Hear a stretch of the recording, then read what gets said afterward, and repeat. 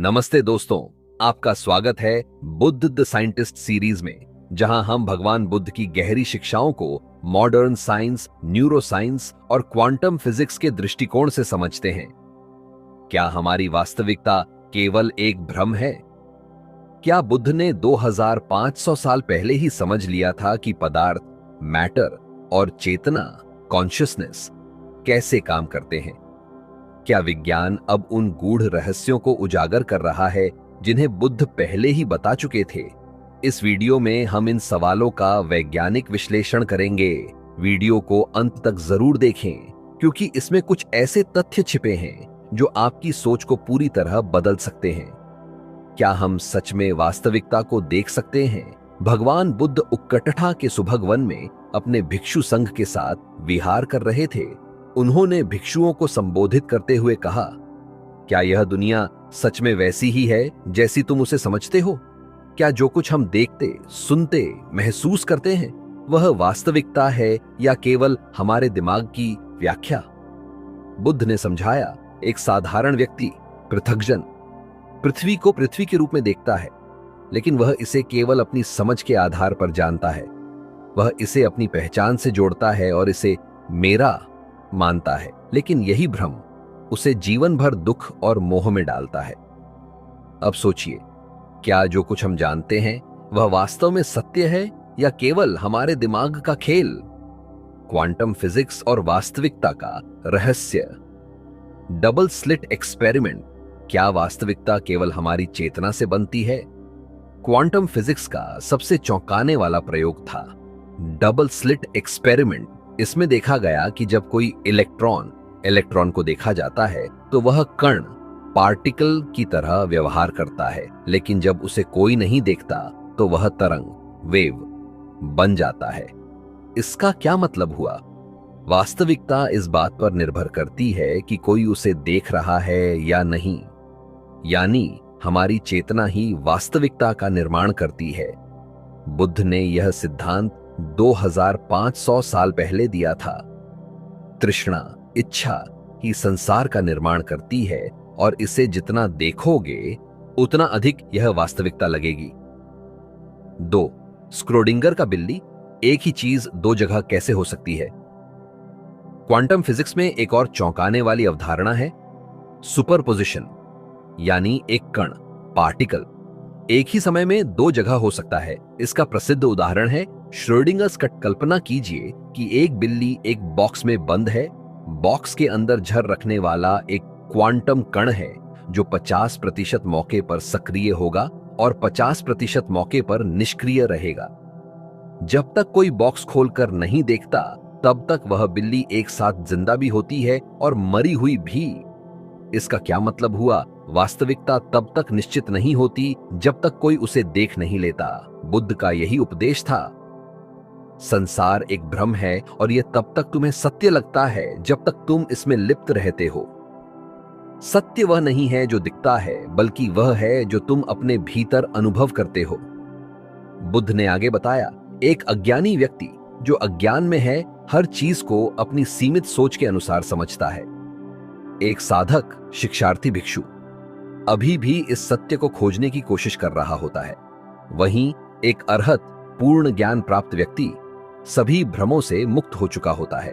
अब सोचिए, क्या हमें सच में दुनिया का असली स्वरूप पता है, या हमारा दिमाग हमें एक आभासी वास्तविकता, वह वर्चुअल रियलिटी में रखे हुए है? इसका जवाब बुद्ध ने पहले ही दे दिया था।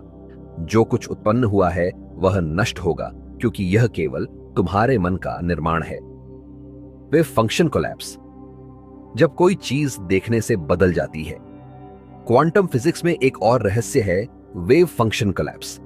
इसका मतलब है कि जब कोई चीज देखी जाती है तो वह अचानक एक निश्चित रूप में बदल जाती है। यही बुद्ध का संदेश था। जो कुछ तुम खोजते हो वही तुम पाते हो। यदि तुम दुहक देखते हो तो तुम्हें दुहक ही मिलेगा। यदि तुम शांति देखते हो तो तुम्हें शांति ही मिलेगी। अब सोचिए, क्या यह संसार वास्तव में वैसा ही है जैसा हम सोचते हैं?